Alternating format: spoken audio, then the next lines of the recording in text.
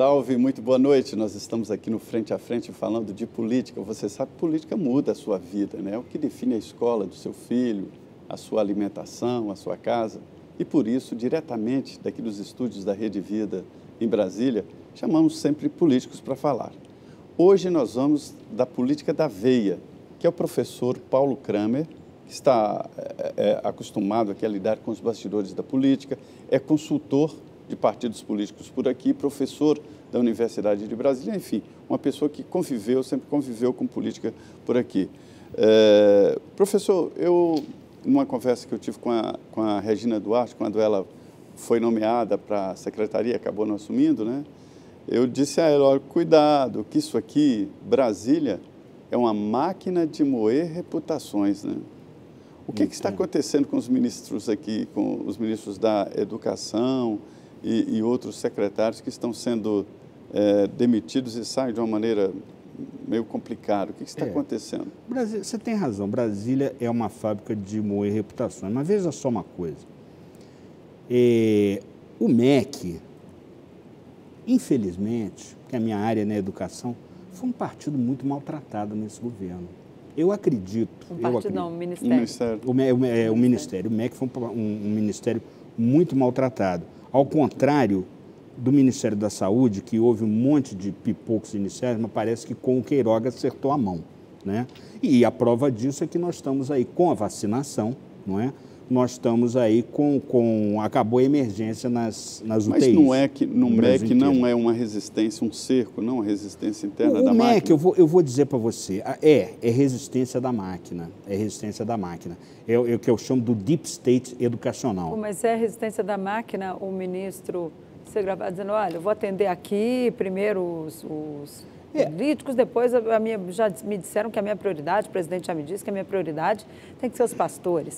Quer dizer, isso não é é o próprio ministro dizendo que vai atender pastores evangélicos que chegaram lá e já tem prefeito dizendo que esses pastores pediram propina. Quer dizer, quero 1 quilo de ouro, isso não é uma resistência da máquina, né? Isso não. Eu acho o seguinte, mesmo. ajuda dar argumentos para esse deep state rejeitar, não é? qualquer desses ministros. Agora, a gente sabe que a educação, a política educacional, ela é um ecossistema complexo, tá? O presidente pode ser conservador de direita e tal, mas o fato é, essas pessoas do sindicato, das associações, dos institutos, das ONGs, isso, aquilo, vão ficar, o presidente vai mudar, esses caras vão ficar. Então, você precisa ter inteligência suficiente para estabelecer um modo de vivente com esse pessoal e, eventualmente, de uma forma maquiavélica até, jogar um contra o outro. Eu acho que o melhor ministro da Educação que o governo Bolsonaro teve foi aquele que foi, sem nunca ter sido, o Decotelli. O Decotelli. Por quê? Porque o Decotelli, ele é, primeiro que tudo, um gestor, professor de administração, né? Organizações, administração financeira, fez um excelente trabalho como presidente do FNDE. Decotelli, ele é oficial da reserva da Marinha, então era muito próximo do almirante Garnier, né? E graças a isso, ele teve um apoio da inteligência militar, das 3 forças, para estabelecer uma base de algoritmos de maneira a controlar se aquela grana do FNDE chegava mesmo no município que estava sendo aplicada.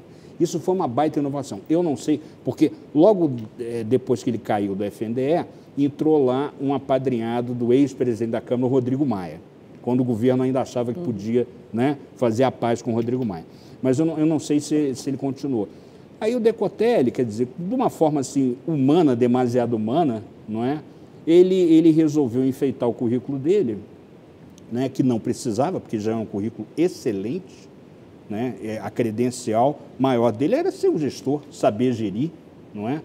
E perdemos, então, um excelente ministro da Educação. Pois é, porque o currículo ali deu problema, né? Foi um prejuízo muito grande de descontinuidade. Eu li um estudo muito bom do IPEA que fala sobre educação e um dos principais, nem é verba, mas um dos principais pontos é a continuidade do programa. Não falta verba para a educação no Brasil, entendeu?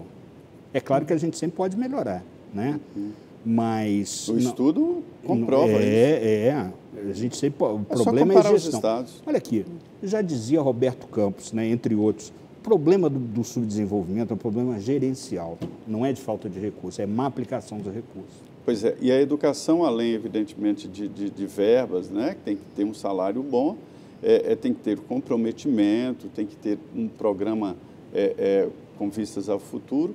E o Brasil, desde Paulo Renato, eu acho que a grande mudança da educação brasileira foi o Paulo Renato. Não tenha dúvida, não tenha dúvida. Faltou Paulo Renato Souza, ministro da Educação, de Fernando Henrique Cardoso, durante os 8 anos. Durante os 8 anos. E isso teve continuidade e ele fez a política de todos na escola.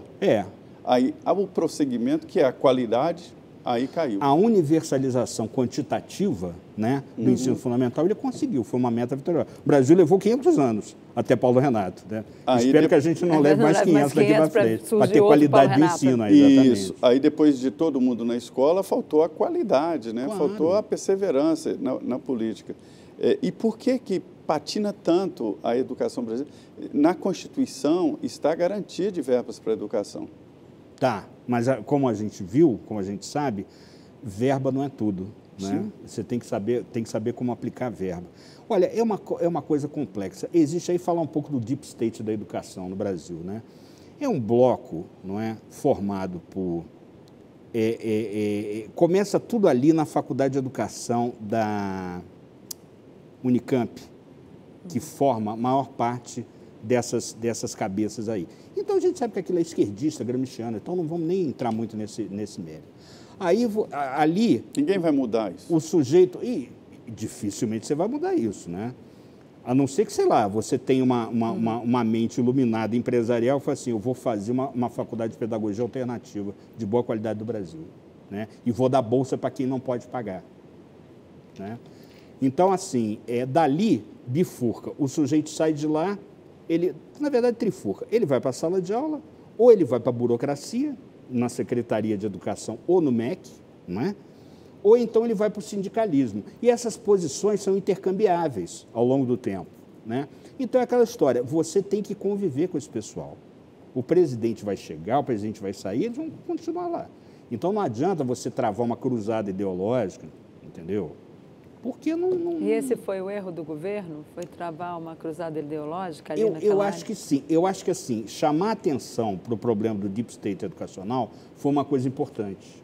Foi uma coisa importante, né? Porque, sabe, as pessoas ficam ainda usando Paulo Freire. Eu costumo dizer o seguinte, Paulo Freire é o patrono perfeito de uma péssima educação.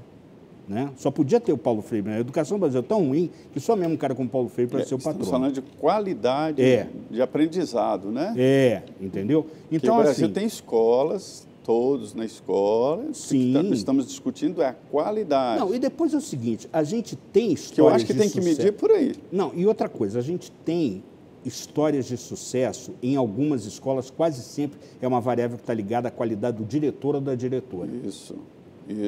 Se a diretora é como daquele tempo da gente, entendeu? Se a diretora impõe respeito e tal, aí muda tudo, cara. Muda tudo. Porque ela impõe respeito e tem liderança. Esse estudo do IPEA, doutor Paulo, pegou os melhores alunos do Brasil e os piores alunos do Brasil e visitou as escolas, conversou com os professores dos piores e dos melhores. E dos melhores.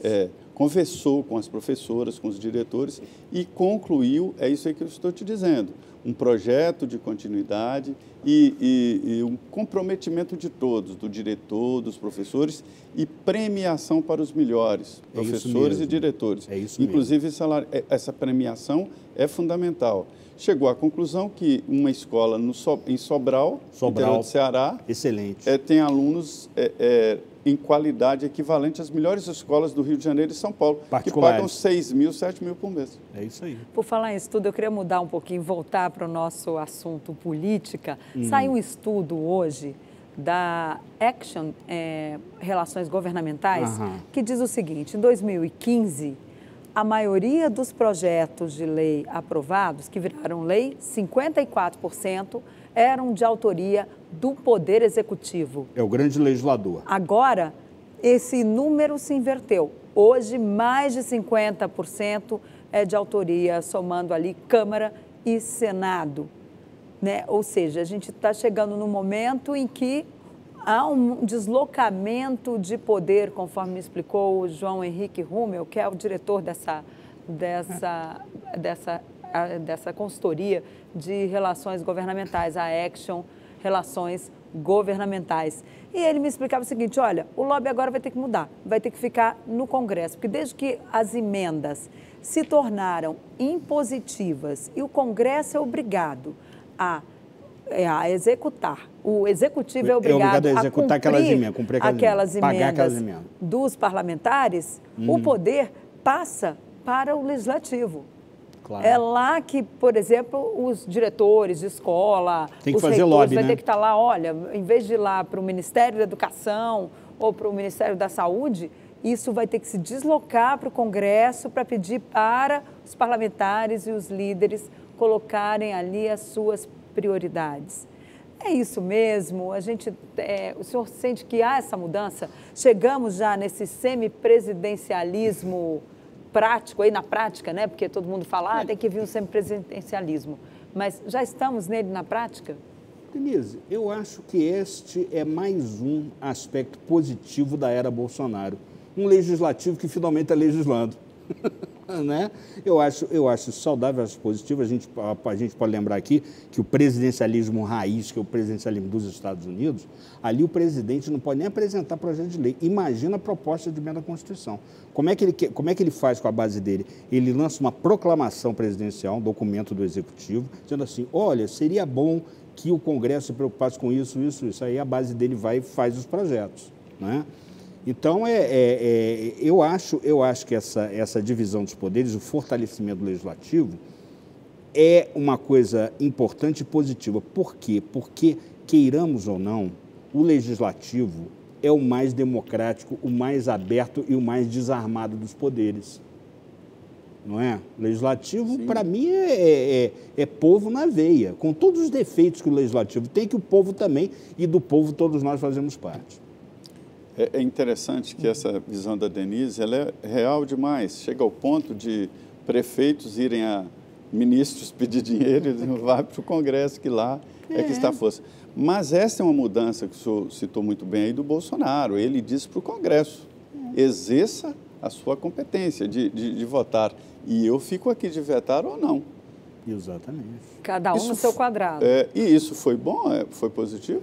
Eu acho que sim, porque dá mais responsabilidade. Eu acho o seguinte, o presidencialismo brasileiro não tem nenhum futuro, tá? Na minha opinião. Não tem nenhum futuro. Por quê? Se for semipresidencialismo, piorou. Eu vou explicar por quê. Se for semipresidencialismo, você imagina um presidente, porque nós temos também o fetiche, o tabu da eleição direta para presidente, né? Para ser democrático tem que ter eleição direta. Não necessariamente, mas enfim. Pode ser eleição indireta. Pode, claro. Então, olha só, como na Itália. Então, olha só, o presidente da República é eleito diretamente por dezenas de milhões de votos.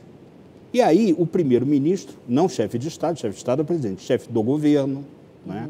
Esse primeiro-ministro é um deputado com algumas dezenas de milhares de votos, entendeu? 100 mil votos, quando for muito. Quando os dois bicudos ali se chocarem, né, o presidente vai apelar e fala assim, eu sou mais legítimo que você porque eu tive milhões, você teve milhares, entendeu? Então, eu acho assim, a nossa cultura política ainda não está amadurecida para isso, né? Não está amadurecida para isso. Eu sou parlamentarista e vou dizer por quê. Quando eu falo, as pessoas dizem assim, mas puxa, professor, parlamentarismo com esses partidos, com essa burocracia pouco profissionalizada, com esse Congresso, assim, enquanto a gente tiver este presidencialismo, nós continuaremos tendo essa burocracia não profissionalizada, esse Congresso, esse partido. Mas não precisa primeiro reduzir o número de partidos para depois chegar, tentar estabelecer um parlamentarismo? O parlamentarismo, a introdução do parlamentarismo, eu estou pensando aqui em termos de uma engenharia reversa do que você está dizendo. O parlamentarismo aceleraria esse processo, porque com a perspectiva de você ter eleições fora de época, né? Caiu a confiança Convoca a eleição. Aí o chefe de Estado, o presidente, vai e convoca uma nova eleição. Essas eleições, em se tornando mais frequentes, vão se tornar mais custosas também. E aí eu acho que até por uma questão de sabedoria, os políticos vão migrar para o voto distrital. Professor, nós estamos vivendo uma quadra, como diz o ministro Marco Aurélio, né? passando uma quadra, que o Supremo Tribunal Federal foi chamado, ou se expôs, se colocou como o centro da política e não da vida jurídica do país. E isso provocou, naturalmente, um debate sobre o Supremo, e o desgaste é muito grande, uma impopularidade que é crescente contra o Supremo, né? E aí eu recorro à sua fala aí sobre, eu sou mais legítimo porque tenho mais votos. Ministro do Supremo não é eleito, nem para deputado e nem para a presidência. Portanto, ele não pode mudar, tem que analisar a Constituição. Como é que o senhor vê hoje o papel do Supremo? Primeiro, a gente tem que lembrar o seguinte, o ministro, ele não tem voto, mas ele tem uma legitimidade popular indireta dada pelo Senado, pela sabatina. Né, e pela indicação presidencial. Pela indicação presidencial, E eu exatamente. acho um bom critério. O Senado que não faz uma sabatina boa, mas enfim. É isso aí. Isso também a gente precisa amadurecer, né? Fazer sabatina para valer. Muito bem. Agora, veja só uma coisa. O problema é que o judiciário só age quando provocado, né? O problema maior é que ele aceita muita provocação. Ele veja às vezes até se provoca. Ele veja assim, olha, esse partido aqui está pedindo uma coisa que é um verdadeiro absurdo. Vamos esquecer isso aqui, porque ele também tem essa prerrogativa. Não decidir também é uma forma de decidir. Também é uma forma de decidir. Então assim, se você me perguntar quem é o maior responsável por esse estado de coisas, a televisão. Desde que essas sessões do Supremo passaram a ser televisionadas, isso tem pesquisa na UNB, o tamanho, a duração dos votos... Já tem teses de mestragem, já tem um livro. Então, a duração dos votos duplicou, triplicou. Claro, e a gravata sempre está bonita. A gravata tem que estar bonita, alguns apelam para maquiagem. Então, quer dizer, não dá para funcionar assim, né? Um poder que é necessariamente passivo, um poder que age quando provocado, não é? Ele precisa se pronunciar nos autos. E hoje, o que menos você vê no Brasil é juiz se pronunciando dentro dos autos. Se pronuncia em todo canto, no rádio, na TV, menos nos autos. É difícil, né? Professor, nós vamos para um rápido intervalo. Eu convido você a continuar aqui na Rede Vida, que ainda temos muito assunto para tratar no Frente a Frente. Por exemplo, o que será da polarização? Será que ela já está ali consolidada mesmo?